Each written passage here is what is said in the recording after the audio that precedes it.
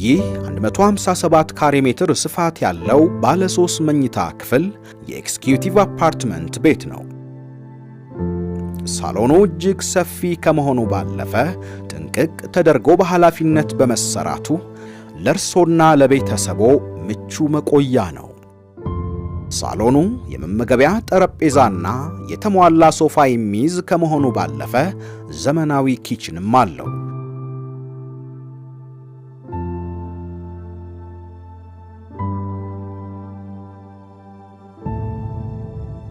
ይህ አባወራና እማወራ ረፍታቸውን የሚናፍቁበት ዋናው የመኝታ ክፍል ነው። ከመብራት ጥበብ ጀምሮ የግድግዳና የወለል ሥራው ለሰላማዊ ረፍት አጋዥ እንዲሆን ታስቦ ተዘጋጅቷል።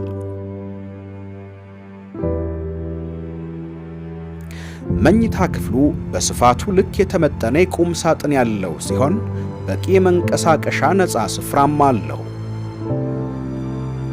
ይህ ደግሞ ዘመኑ በደረሰበት የፊኒሺንግ ጥበብ የተሰራ ውብና የተሟላ ዕቃ የተገጠመለት ዘመናዊ የመታጠቢያ ክፍል ማስተር ባዝሩም ነው።